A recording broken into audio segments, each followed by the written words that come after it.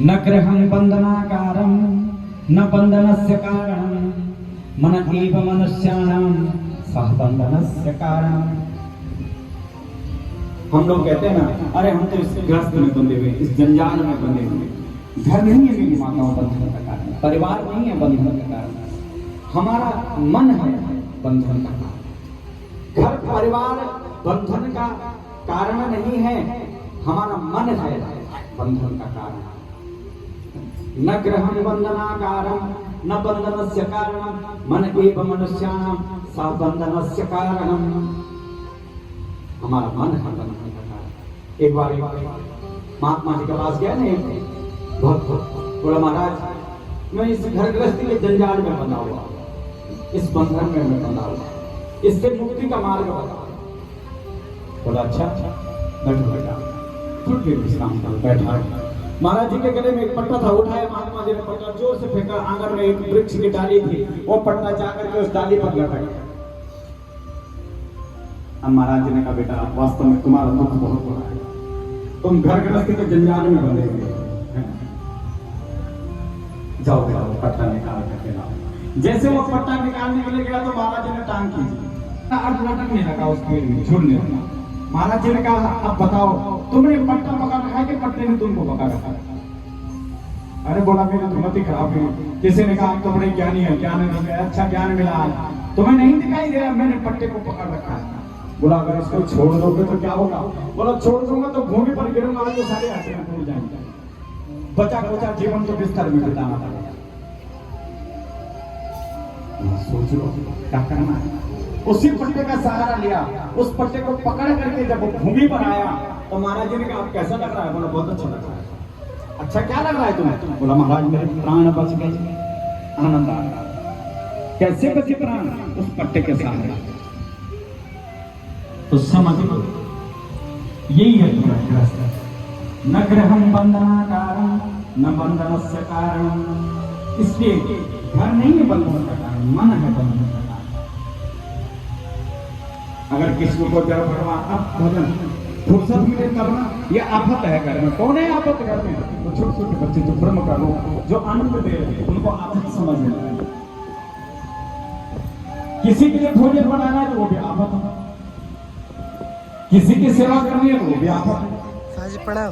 तो कैसे विलास होगी कि कोई हमारी सेवा करेगा जब हम ही किसी की सेवा करने के लिए तैयार नहीं है, जब हम किसी के लिए भोजन बनाने के लिए तैयार नहीं है, जब हम अपने नाती पोतों को पकड़ने के लिए तैयार नहीं है, तो जीवन में दुखी तो मिलेगा।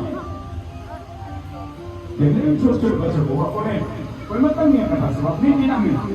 और हर किसी की दृष्टि है मुंह पर, हर कोई देख रहा है। क्यों देख रहा है? कहीं पंख में हाथ न लगा, कहीं कोई वस्तु न गिरा दे, तो सबका मन चौकना है कि नहीं? अब ऐसे जीव जब जिस घर में होंगे तो वहां कभी रोग व्याधियां आएंगी।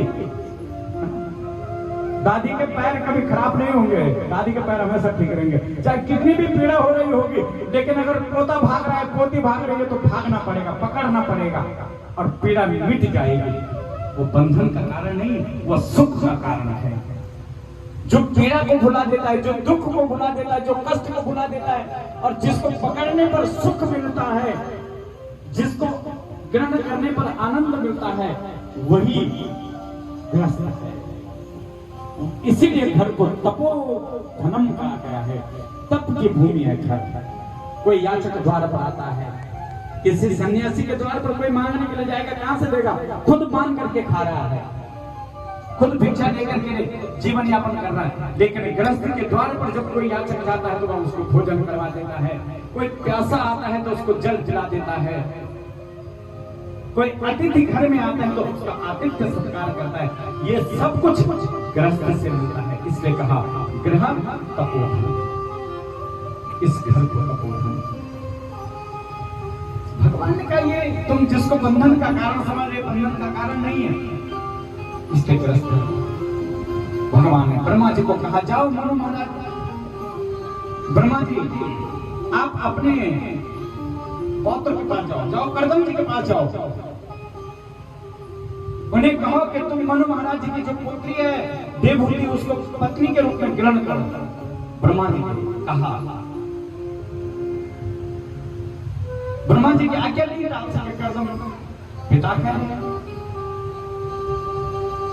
पिता की आज्ञा में कैसे? ठीक है, आपकी आज्ञा है, ग्रहण करना। मनु महाराज जी के पास ब्रह्मा जी गए, बोला जाओ मनु महाराज अपनी पुत्री को लेकर के जाओ कर्दम जी के पास। तुम्हारी पत्नी के रूप में आजकल तो 4-4 घंटे का इंटरव्यू होता है, तब भी जीवन में सफलता नहीं मिलती है। लेकिन कर्दम जी महाराज जब देखिए पत्नी की परीक्षा ले रहे हैं, कैसे ले रहे हैं पत्नी की परीक्षा? पुराने लोग जब जाते थे ना बहू को देखने के लिए, तो कोई इंटरव्यू नहीं हो रहा है ना, उसके चलने से, उसके बोलने से, बस वो बैठे हुए हैं एक जगह देख रहे हैं, जो चारों जगह घूम रही है ना कि आज आ गए मुझे देखने वाले, नाचने लगे। उन्होंने कहा भैया जो आज यहाँ नाच रही है हमारे घर में नाचेगी, ठीक नहीं। बोला महाराज सोचेंगे आपकी बेटी के बारे में। पुरुष का जब आगमन होता है घर के अंदर तो पैरों के आहट से पता चलता है, और स्त्री के आगमन का जब घर में होता है तो कोई आहट नहीं होती है। तो पुराने लोग कहते हैं भैया कोई शब्द नहीं सुनाई दे रहा है तो इसका तात्पर्य है कोई स्त्री आ रही है। हम सुनते थे बचपन में अपने माता पिताओं से, और जब कोई पैरों के चलने की आवाज आ रही है, चाहे पैर नंगे ही क्यों ना हो, पैरों पर अगर चप्पल भी जूते भी नहीं है, और तब भी अगर भूमि में चलने की आहट आ रही है तो पुराने लोग कहते थे कोई पुरुष आ रहा है। इतना ज्ञान था हमारी माताओं। अंदर बैठी हुई है कक्ष में, भोजन बना रही है, और भोजन बनाते हुए बाहर उन्हें पता चल जाता था कि पुरुष आ रहा है कि स्त्री आ रही है। इतना ज्ञान था। इसीलिए तो अब धर्म देखते थे लोग कैसा है इसका आचरण, और वहीं पर देख लिया जिसके पैरों में स्थिरता है क्योंकि वो धर्म है। जिसके पैर स्थिर होकर के भूमि पर पड़ रहे हैं, जिसमें कोई आहट नहीं है, कोई शब्द नहीं है, वो 63 कुलों का उद्धार कर देगी। ये हमारे घर, हमारे परिवार का उद्धार कर देगी। जहां पैरों में स्थिरता नहीं है वो अपना उद्धार तो नहीं कर, अपना ही उद्धार नहीं कर सकते तो कुल का उद्धार करना तो बहुत कठिन बात है। कर्दम जी महाराज जी ने कैसी परीक्षा ली, अब देखिए कितनी सुंदर परीक्षा ले रहे। 3 आसन बिछा दिया, कोई लंबा चौड़ा इंटरव्यू नहीं किया, कितना कमाते हो, कितना अगर लाख में कमाए और घर की गृहिणी अगर संभालने वाले नहीं है तो लाख हाथ में हो जाती है। आए पाद्य अर्घ्य दिया, पाद्य अर्घ्य देने के बाद कहा मनु महाराज बैठिए। एक आसन पर मनु महाराज जी बैठ गए, एक आसन पर उनके पत्नी शत्रुपा विराजमान हो गई। देवहूति के अब देखिए अपने लिए कोई आसन नहीं है, अपने आप खड़े हैं क्योंकि अतिथि है घर में, अपने लिए थोड़ी नहीं बिछाएंगे आसन, तीनों अतिथि हैं। लेकिन देवहूति ने कर्दम जो आसन था देवहूति के लिए बिछा रखा, उस आसन को उठाया और कर्दम जी के चरणों में रख दिया। और जैसे ही देवहूति ने कर्दम जी के चरणों में आसन रखा, कर्दम जी ने कहा ए मनु महाराज जी आप विवाह की तैयारी कीजिए। मनु महाराज जी ने कहा यहाँ तो पाद्य अर्घ्य से भोजन क्या बिठाया और बैठते ही कह रहेंगे आप विवाह की तैयारी कीजिए। ब्रह्मा जी ने तो कहा था कि वह आपकी पुत्री को देखेंगे, पूछेंगे, आपकी पुत्री के विषय में आपसे भी प्रश्न करेंगे। वो कर्दम हैं, उन्होंने 10,000 वर्ष तक तपस्या की है। वो कोई साधारण पुरुष नहीं है, तपस्वी हैं, योगी हैं। आप अपने घरों में लेंगे, आपके घर में सुख और शांति, यश और कीर्ति, ज्ञान और भक्ति का चिंतन हो, ये कामना करते हुए, ये वंदना करते हुए, पुनः उसी मूल मंत्र का ध्यान करते हुए, सर्वे भवन्तु सुखिनः, सर्वे सन्तु निरामया, सर्वे भद्राणि पश्यन्तु मा कश्चित् दुःखभाग् भवेत्।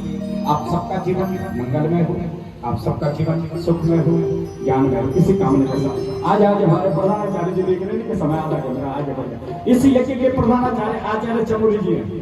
हाथ मोड़े, लोग सोचते हैं कि जो नीचे बैठे हैं वो छोटे नहीं, ये मेरे आधा रास्ता में। अगर मैं 3 घंटे आपके बीच में कुछ बोल रहा हूँ तो ये मेरी शक्तियां हैं, और चारों तरफ ये शक्तियां विराजमान हैं, तो इन्हीं से मुझे कुछ बोलने की ताकत मिल रही है। इसलिए मेरी दृष्टि बार बार गुरु जी के पास रहती है, प्रधानाचार्य के पास, ये समय याद दिलवाते रहते हैं। तो इसलिए आज समय आधा घंटा आगे बढ़ चुका है।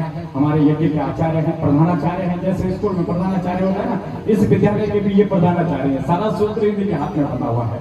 तो इसी प्रकार से इनके आज्ञा का पालन करना भी हमारा धर्म बनता है, क्योंकि जो भी यज्ञ का आचार्य होता है वह उस यज्ञ की शक्ति होती है, और उसी की शक्ति से यज्ञ हमारा पूर्ण होता है। तो खैर ये तो एक भाव है, उनको नमन करते हुए ऐसे ज्ञान और भक्ति की मूर्ति आप साक्षात भाई साहब की विशेषता है ना, यहाँ पर प्रकाश अथवा आनंद है ना। तो बड़े भाई प्रकाश है, छोटे भाई का नाम आनंद है। तो एक दिन एक कहने लगे, बोला प्रकाश आ गया, बोला प्रकाश तो पहले आया, आनंद बाद में आया। तो जब प्रकाश आता है तो आनंद भी आता है। तो इसी प्रकार से आदरणीय भाई साहब जहाँ भी रहते हैं तो बड़ा सुंदर आनंद मिलता है। तो इसी भाव के साथ में अब मैं अपनी वाणी को विराम तक ले जाता हूँ। आप सबका जीवन मंगल में हो, सुख में हो, ज्ञान में हो। यहाँ पर तो आज हमारे नेगी जी जो गौ भक्त है, मेरा